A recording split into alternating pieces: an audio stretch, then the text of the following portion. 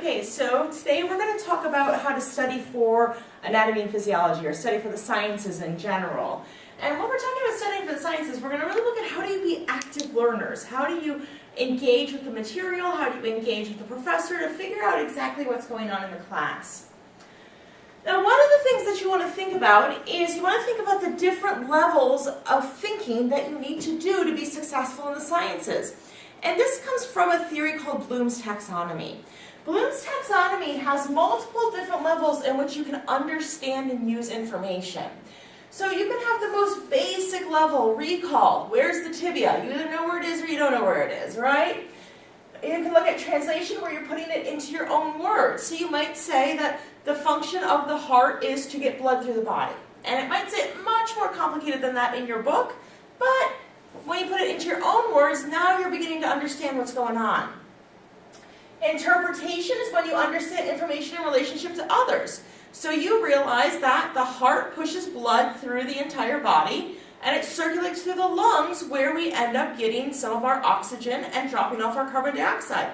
Now you're able to relate the two systems together to figure out how do we actually work overall. Application is you use that information to solve new problems. So now you're going to add in some of those details like hemoglobin. So you got your hemoglobin. What happens if you have low hemoglobin levels? How does that impact your cardiovascular system? How does that impact your pulmonary system if you've got low hemoglobin levels? So now you're putting some more complicated pieces together. And farthest that you're probably going to get in the sciences is analysis. And that's where you break down complex ideas to examine the various components. So you might say, okay, what do these different hormones do? Or what does this system do overall in the larger sense of our physiology? So you're looking at really more complex pieces. Now, the biggest mistake people make when they're studying for anatomy and physiology is they only study recall. They read what's in the book and they can tell me line for line exactly what the book says, but they have no idea what that means, okay? The reason why you're not being as successful as you want to be in your sciences is if you're only studying at recall, we're testing you all the way up to the analysis level. So you have to have a really good, not just ability to remember the information, but to be able to apply it, interpret it, use application and analysis of that information. So why is Bloom's taxonomy important? Why do we make you do this? Well, before you can understand a concept, you have to remember it. So that's that recall, right? You have to remember that this bone is called the tibia before you can go any further. To apply a concept, you have to understand it. So before you can say, okay, what you're going to be doing in nursing school is what would you do with a broken tibia? So that's where we want to get you to. We want you to be able to understand what to do when the body's not working right. But first you have to understand how it's working correctly. In order to evaluate a process, you have to be able to analyze it. And then to create an accurate conclusion, you must have completed a thorough evaluation. So you have to go through all of these different steps to really be able to understand why the body works the way that it does. And then when you get into your further classes, what's happening when the body's not working, how we expect it to be working, and what are the consequences of that. So just to break down Bloom's taxonomy a little bit more. When we look at recall, tasks that are associated with recall are recalling vocabulary. This is something you should be doing before lecture. You should not be hearing a word for the first time in lecture because it's going to sound like they're speaking Greek or Latin, because they are. When we look at this, our terms in most of our anatomy and physiology is not English-based. It's based in the root of Latin. So you want to look at your vocabulary, memorize the anatomical landmarks. Even if you don't know what the heart does, you should walk into a class and have a general idea of where the heart is located. So you want to memorize anatomical landmarks, or recall the name of enzymes or chemicals that are used in physiological processes. So if we look at DNA, if you don't know what ATPase is, that's fine.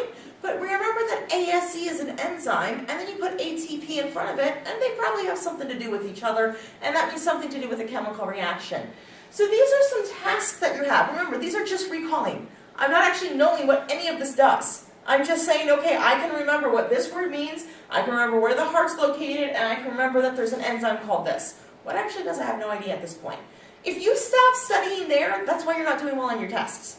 If you're just recalling information, then you're not doing well on your test because you're not figuring out how to actually use that information. And guess what? In the future, your patients really want you to be able to use your knowledge and not just be able to tell them, hey, your heart's here, okay? So what are some ways that you can see if you understand things at a recall level? Well, you want to ask very specific questions about vocabulary. What is the enteric nervous system? Okay, so just by definition, what is the enteric nervous system? But that should be in your own words. You should not be writing word for word in the book, what is the enteric system? You need to come up with your own explanation of it so it makes sense to you. Another example would be, how many lobes are there in the liver? What are they called? Okay. Or what enzymes are in gastric juices? This is the very baseline of your study. Once you're successful answering these questions, you're not done. You're just at the beginning, and you have to move it on to the next level of understanding. And that's translation. So now we're going to take the information where we've learned the vocabulary, we know that these different terms are here and things are located there, and we're going to start paraphrasing, using our own words. So we're going to start paraphrasing what's going on. Maybe we create a chart or a diagram or a visual device to help us understand the written information, and then we're able to describe our physiological processes of what's going on. I'm a huge fan of flowcharts in anatomy and physiology, because really all physiology is its directions. When you give someone directions, you're going to say take a left here, take a right there. There's going to be new street names. You're going to have to memorize those street names. That's what physiology is. Physiology is you start here, then the blood flows from here to here, then it flows from here to here, and you just got to learn the names of the different streets. So you've got to describe the physiological processes, but in your own terms. So again, questions we can ask now, in your own words, define the enteric nervous system. Or diagram how the digestive system receives messages from the enteric nervous system. So now you're drawing out what's going on. Or describe the process of the nervous system, describe the process of nervous stimulation of the digestive system. So now you're again paraphrasing. You're saying, okay, here's what the enteric nervous system does, here's how it works. Now let me give you an overview of exactly what happens. Now when we get to interpretation, you're comparing and you're contrasting. You're also determining cause and effect. If I don't have hemoglobin, I don't have oxygen. Okay, so cause and effect. What happens there? So another example that you might have is, how is the enteric nervous system like the central nervous system? How are they different? Okay, so now you can compare and contrast our two different systems. What happens to the digestive system if there's injury to the central nervous system but not the enteric nervous system? So now we're looking at our ideas of cause and effect. Will the enteric nervous system keep working even if the central nervous system is not working? Will it not? What challenges will it face? Now we're getting to a point where we're actually really understanding how things work and not just recalling and translating definitions. Once you get to application, now you need to be able to group or classify information together. So this, if we stick with the digestive system, I might ask you about all of the enzymes in the body that digest carbohydrates. Well, then you're going to have to group the enzymes that start in the mouth, the enzymes that go into the stomach, that go into the small intestine, large intestine, things that come in from the liver or pancreas. Now you're going to have to think about all of those different enzymes as a complete package, as these are all of the things that help us digest carbohydrates. So you're not looking at just one piece or the other, you're looking at that whole picture, and you're beginning to group it together in terms of how things work. And then lastly is analysis. And now here's really where that critical thinking is coming into play. So you need to be able to identify stated or inferred details that support a main idea or conclusion. So for instance, if I say the patient has a disease where their hemoglobin is very, very low, I may not mention that you need to be aware of what's happening to oxygen and carbon dioxide, but that's inferred, because you know the information of what hemoglobin does, okay? So that's inferred. So you have to be able to say, okay, that information is not specifically stated to me here, but I should know that I can make that conclusion because I know how things function. And this is why analysis gets really tricky, because not everything's stated for you out in the open. You have to do some critical thinking. Then you look at identifying information relevant to the solution of the problem, or identify logical sequences of events. So what this might look like is, can the digestive system function without the central nervous system? So if someone's brain dead, can they still have their digestive functioning work? Yes or no? Why or why not? You want to be able to have a discussion about this. We can say, what are the essential enzymes in the breakdown of proteins? You can have conversations like, if this enzyme was missing, would we still be able to digest proteins, or would it be completely finished? We won't be able to digest proteins at all, or we'd only be able to do it a little bit. How would it impact? Or we could say, what's the correct way that the bolus travels through on the way to the small intestine? So now we're describing the entire pathway of how, once we chew food, it becomes a bolus. Where does it go?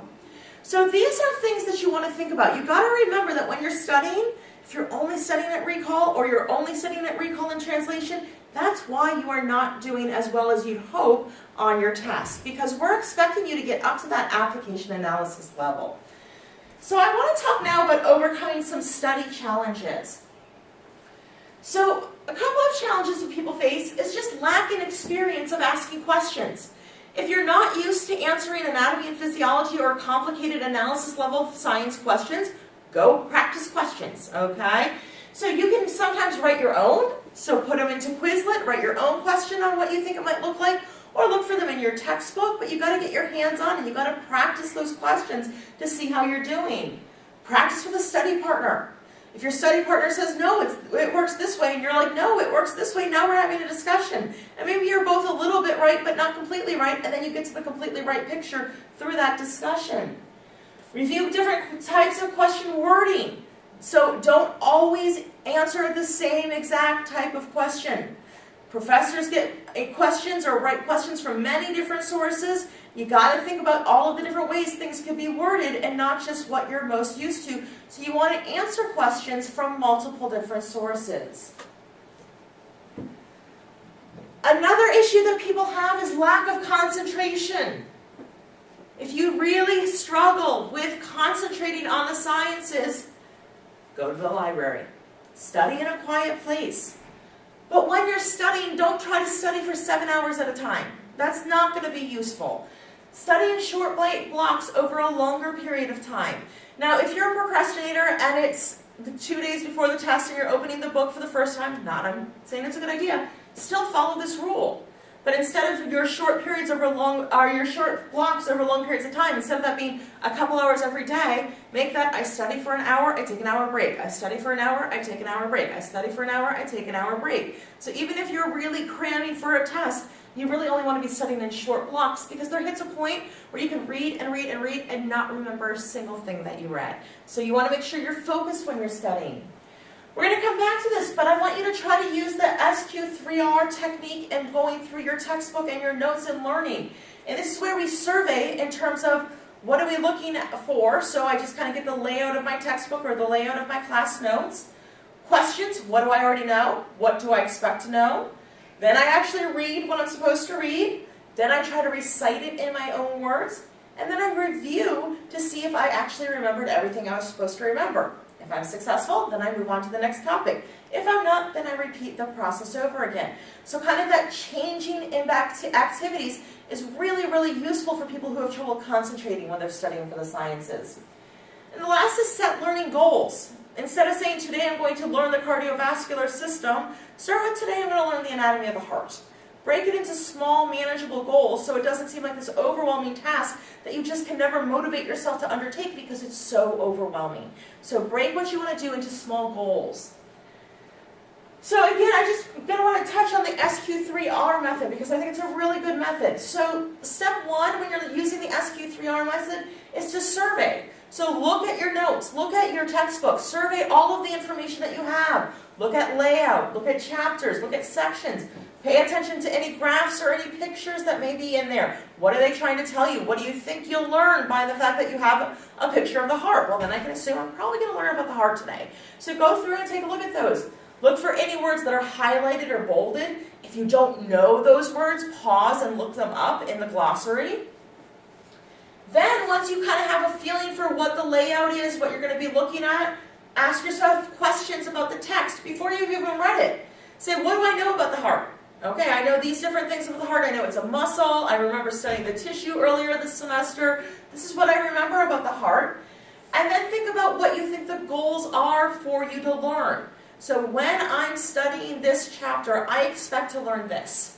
And then at the end, see if you actually learned that. And if you didn't learn that, ask yourself why. Be like, oh, well, I thought it'd be on the heart, but it was actually on the respiratory system.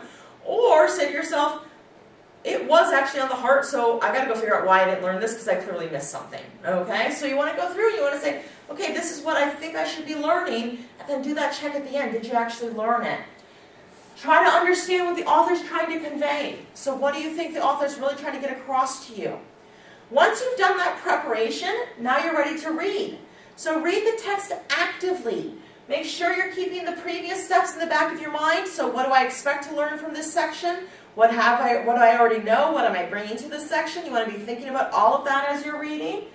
If you have questions as you're reading, write down those questions. Don't just say, I don't understand any of that paragraph. Write down specifically what you don't understand from that paragraph because anatomy builds on each other. And if you don't understand maybe the section on the tissue makeup of the heart, that means you need to go back to the tissue chapter and reread the different types of tissues. So if something's foreign to you, write down in that moment what it is you don't understand. See if you can figure it out yourself. And if you don't, that's what office hours are for. Go to your professor and say, hey, I was reading the book and this section makes zero sense to me. And I've tried to look in the book, I've tried to look on YouTube, wherever you can go have that conversation with your professor. We sit in our office during office hours so you come. So make sure you come to them. Then you're going to recite. You're going to repeat out loud in your own words what you've read. So you don't want to do this for an entire chapter. You may want to go through and you may want to say to yourself, okay, I'm going to do one section. And then say, okay, this is what I read. This is what I understand of what I read. This is what I don't understand of what I read. How do I get more information on what I don't understand? Now you're going through and you're reciting, you're putting it in your own words. So now you're really beginning to engage in the material. And lastly, review. Go back through and reread everything again. Not in depth like you did with the first read, but more skim and say, okay, when I was reciting, did I cover all of these pieces? Did I actually cover everything? So this is a really good technique for everybody, but it's especially good for people who have problems with concentration because it's constantly changing your activity. So let's say you want to study for an hour. This would be an idea of what you want to look at for that hour study. You want to spend the first 10 minutes surveying and asking yourself what you think it's going to be about. Then you want to spend the next half hour reading and reciting. Then you want to spend the next 10 minutes reviewing, take a 10-minute break, move on to the next section. So this is a really good time frame and a way to organize yourself. Now another thing that students find challenging is they feel like they're not reading English when they're reading their textbook. So another thing I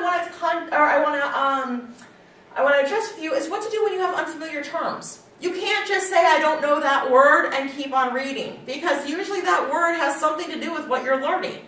So you want to go through, if you don't know a word, try to look at the context around it, okay? So if it talks about a portal system, okay, and you're like, what on earth is a portal system? And we'll get to that in a minute. But you read that blood is traveling from one place to another place, then you can assume portal system is something that's moving blood through, so some sort of vessel. So look in context. What do you think's going on? Try to figure out that context. Structural analysis, prefixes and suffixes. Myo, M-Y-O. Every time you see myo, you should think muscle. Cardio, every time you see cardio, you should be able to think heart. So if you have a cardiomyocyte, well, we've got 3 different terms there. Heart, muscle, cell. Guess what? I didn't know what that was, but I broke it down and I figured out what it was because I know cardio means heart, I know myo means muscle, and I know cyte means cell. So cardiomyocyte, well, that must be a muscle cell in my heart, okay? So use the structural analysis, break down those terms. That's the beauty of anatomy and physiology, is there's a lot of prefixes that are the same across the board and a lot of suffixes that are the same across the board. So if you can just see those, then you know what's going on without actually having to look up the term. If you really get stuck, look it up in the glossary. See what it's talking about. Go to your textbook glossary before you go to Google. Because Google, sometimes you get way more in-depth information or sometimes not enough information on what's going on. Sometimes the words that trip you up aren't anatomy words. Sometimes the words are just things that you've never heard of before in your reading. Well, then go to the dictionary or thesaurus and look that up. If it's not an anatomical term or a physiological term, and you really just don't know what that word means, it's a really good idea to figure it out. So spend the time to go through and look up the unfamiliar terms. Now the biggest problem that I have, or that I see students facing, is really just not understanding. They're really good at that recall. They can tell me exactly what the book says. They don't understand a thing of what they memorized, okay? So when you have a problem with a lack of understanding, you want to read or reread or skim for the main ideas. So usually when people get lost in their reading or reviewing of notes, it's because they're getting bogged down in the details. So another way to approach it, if you really don't understand a section of the book, is read it one paragraph at a time. And just say, okay, what is this paragraph about in general? And I'm talking as simple as this paragraph's about blood moving. Like, just go super simple in terms of what's going on. Then go back, look up the vocabulary that you don't know, and you'll begin to start to piece it together. Scan for specific information. What part of the body am I in? What am I trying to do? What's my goals of this process? Look for that type of information. Read out loud the confusing points. Sometimes when we hear what's going on, it's easier for us to understand than what we're reading what's going on. So verbalize where you're confused. Or even better, talk about it with someone. Again, study partner, go to office hours, have that conversation. Again, moving beyond the idea of recall, you got to paraphrase. You got to summarize, you got to outline the main ideas in your own words. This is not the time in your career to say to someone, okay, I'll outline chapter 1, you outline chapter 2, and then we'll trade outlines and that's what we'll study from. Because then you're studying someone else's understanding of anatomy and physiology, and you're not coming up with your own. So it's not the time to trade notes or divvy up chapters or anything along those lines. You really got to take ownership over all aspects of your learning when you're learning something as difficult as anatomy and physiology. Consult an alternate source. Everyone learns differently. Some people are going to learn really well sitting in lecture because they are auditory learners. Some people are going to learn really well in lab because they're tactile learners. Know how you learn. And if you don't know how you learn, come see me. And I will help you figure out how you learn for the sciences. Because it's really key for you to know what type of learner you are, because that's where a lot of understanding is going to come from. Should you go through and should you take a look at videos instead of just watching or reading the textbook? Should you do games or matching games that are going to be more tactile for you? So look at alternative sources. Constantly look at your successes and your challenges and reset your goals. See your instructor or your tutor, and then form a study group so you can discuss what's going on. And the last thing that I want to address has to do with that same concept of difficulty understanding, and it's specifically difficultly following a section in the book. So one thing that you can do if you have trouble understanding a section in the book is outline it. So go through and say, okay, remember that SQ3R? Go through and say, this is what I expect to learn. Come up with an outline of everything you expect to learn and then plug it in as you're learning it, okay? Find and label the main ideas of the paragraph. So you can write in the margins, you can say the main idea of this is this, that blood moves from here to here, okay? Or summarize the main ideas in your own words. And I want to give you an example of this. So I know Professor Boyer specifically really likes pictures. And he puts pictures up and then he talks about the pictures, and you don't have any of those words to grab onto that are written down. So you go back to study, you've got your class notes, and then you've got this picture to study from. And you're like, okay, I'm going to make a flashcard to memorize this. So I go through and I'm like, okay, I've got my different steps here, I've got different proteins here, I've got some different labeling here. So where am I going to start? Well, the best place to start for a flashcard is always with, what is this picture about? So in this case, it says focus figure 16.1, the hypothalamus controls release of hormones from the pituitary gland in 2 different ways. So I might make my question, how does the hypothalamus control the release of hormones from the anterior pituitary gland? That's what that picture is supposed to be teaching me, okay? Now, if I'm just trying to learn recall, then all I'm going to do is copy down every single word that was in that picture, but without the pictures. So then my flashcard would look like this. It would have the exact steps that we had in all of the different, in the picture, And then under each step, I would have all of the random information that's associated with it. This is way too much information for a flashcard. This is not going to be useful to you because at a maximum, all you'll be doing is recalling sentences, not being able to actually utilize those sentences in your understanding of how the body works. Your flashcard might as well read this, which it says, I don't have a clue what this says. Okay? So how do we make a flashcard work for us? Well, before we can make a study aid of any type, whether it's Quizlet, whether it's a flashcard, whether it's an outline, we really have to understand the material. So that means we want to break it down. So the first step that we want to take is what is the concept being demonstrated on this slide, page, section, picture. Okay? And so when we look at it, we said our topic was how does the hypothalamus control the release of hormones from the anterior pituitary gland? So we can say, okay, what's this about? What am I actually, remember that idea of question, what am I actually learning here? So this is about the process of hormones being released from the hypothalamus and how it impacts the anterior pituitary gland's hormones. Now I've put it in my own words, okay? If I don't know what the anterior pituitary gland is, I gotta go look that up before I go any further. If I don't know what the hypothalamus is, I gotta go look that up before I go any further. If I don't know what a hormone is, I gotta look that up before I go any further. Because if I don't know what those are, then answering this question makes no sense. Once I find out what those are, then you want to throw out any background information not directly related to your concept. So remember, our concept is how our hypothalamus controls hormones to the pituitary gland. So here we take a look. When appropriately stimulated, hypothalamic neurons secrete releasing or inhibiting hormones into the primary capillary plexus. Okay? This is part of that process. So I want to leave this in. Do I understand what it means? Probably not right now. Okay? But here, hypothalamic neurons synthesize releasing and inhibiting hormones, and then it lists the hormones. That's not the topic of my question.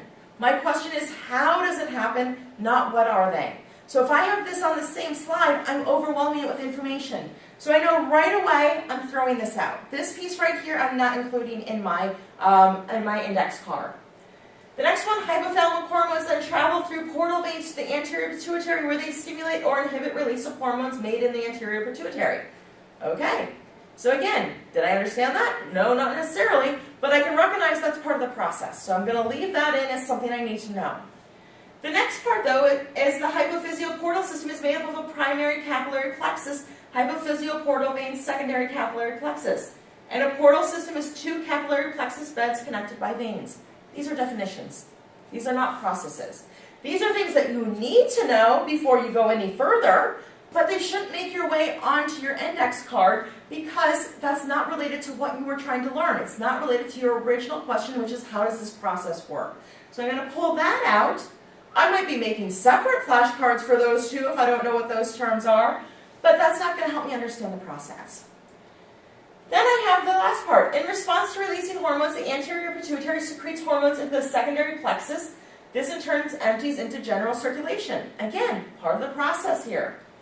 So we're going to leave that in, but the next part, it just lists my anterior pituitary glands, or hormones. I don't need to know that for this. That's not my question. My question is not what are the anterior pituitary hormones. My question is how do I get from the hypothalamus to the anterior pituitary? That's my question. Again, could be a different flashcard, but doesn't belong on this one. So now we've gone through and we've eliminated the irrelevant information. Okay, so we know what on that picture was not directly related to what the picture was trying to teach me.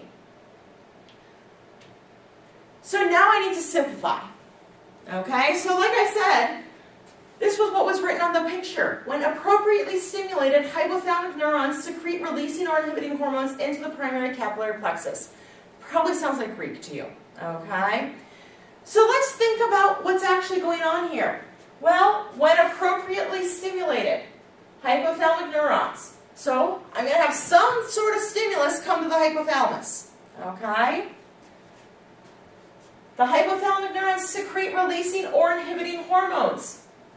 They're going to release hormones. The hormones will then go into the primary capillary plexus. The hormones are going to travel through the blood. Now, is it easier to memorize this, or is it easier to memorize that something stimulates the hypothalamus, That triggers hormones to be released into the blood. The hormones will then travel through the blood. Okay? This is a lot easier to understand than this more complicated term here. If you start by trying to memorize this, you're not going to ever understand the process. Now, I'm not saying you don't need to know these more complicated terms. I'm saying that when you first start learning a new physiological process, you have to break it down to basics in terms of this is basically what's happening here, and then you put in the more challenging words. So the second piece that we had was that the hypothalamic hormones travel through the portal veins to the anterior pituitary, where they stimulate or inhibit release of hormones made in the anterior pituitary. Again, very complicated, okay? Let's take it one at a time. Hypothalamic hormones travel through the portal veins. Well, that's where we left off. They were traveling through the blood, right? To the anterior pituitary. So we know that because we left off with our last slide, hormones are traveling through the blood. Now I just know where they're going. So hormones are traveling through the blood to the anterior pituitary. There, they're going to either stimulate or make something happen or inhibit, prevent something from happening. Hormones in the anterior pituitary. So they're going to either start the release of hormones or stop the release of hormones. So now we're looking at, again, our process and understanding our process. Then we looked at the third part. In response to releasing hormones, the anterior pituitary secretes hormones into the secondary plexus. This in turn empties into the general circulation. So we left off with start the release of hormones or stop the release of hormones. Well, guess what? If we stop the release of hormones, process is over. So we're going to stop there. If we start the release of hormones, then the hormones are going back into the blood, where they'll reach general circulation and eventually end up where they need to go. Okay? So now we have a much clearer understanding of what's going on, and we can put it all together. So I can say, okay, what that picture is about is that there's a stimulus to the hypothalamus that's going to cause the hypothalamus to release hormones into the blood. Those hormones are going to travel through the blood to the anterior pituitary, where they'll either stop the release of additional hormones or they'll start the release of additional hormones. If they start the release of additional hormones, those hormones are then going to travel through the blood again until they reach general circulation. That's a lot easier to understand, and you're never going to be able to do well on a test question related to that picture if you don't understand this basic process to begin with. But again, you're not finished here. Now you're slowly going to start adding in the more technical terms now that you understand how the process works. So I'm going to go through, and instead of saying hypothalamus, I'm going to say hypothalamic neurons. And instead of saying into the blood, I'm going to say into the portal veins. And instead of saying hormones in general, I'm now going to say specifically my anterior pituitary hormones. And then instead of saying they travel through the blood, I'm going to say my secondary capillary plexus. But this now makes a whole lot more sense because I understood the process to begin with. So if we take a look, this would be what our final piece is. This is what we're finally looking at. Stimulus to hypothalamic neurons. Hypothalamus releases hormones into the portal veins. Hormones travel through the portal veins to the anterior pituitary, where they either stop the release of anterior pituitary hormones or they start the release of anterior pituitary hormones. Then the hormones are going to travel through the secondary capillary plexus to general circulation. That's a whole lot easier of studying this versus this. And that's how you're going to be successful when you take your tests. So the last thing that I want to finish with is the learning pyramid. When you go to lecture, you retain 5% of what you hear at lecture. So that means you have 95% of the learning to do outside of the classroom. I'm not saying don't go to lecture, or I'm not giving you an excuse. You have to go to lecture to figure out what's really important to your professor and what's not really important to your professor. Show up to lecture. But don't expect to, just through osmosis of your professor, to suddenly understand everything that's going on. Because the majority of what you need to learn is going to come outside of the classroom. You retain 10% of what you read. You retain 20% of what you watch or listen to. You retain 30% of what you demonstrate, so drawing things out. You retain 50% of what you do in a discussion group, so your study groups. You retain 75% by doing, so that's why labs are so important. And lastly, you retain 90% of what you do by teaching others. So you should know if you're ready for an exam, if you can sit down, and I don't care if it's your teddy bear. Say to your teddy bear, I'm going to teach you about the hypophyseal portal system today, and teach it. That should be the last step that you always do before a test. Before a test, you should not be at that time going back through and saying, okay, what does this word mean? You should be right at the point where you're able to teach it to someone else. Okay? So I hope these tools are helpful for you. I'm in room 321. Feel free to stop by anytime. I'm always willing to help. Just to give you an idea of where my background comes for this, I taught anatomy and physiology for 6 years. So I can definitely help you understand some of the more challenging pieces. Okay? So we'll have part 2. March 27th. On March 27th. So on part 2, March 27th, I'm going to focus a little bit more on the lab practicals. Okay? So thanks everybody. Have a great night.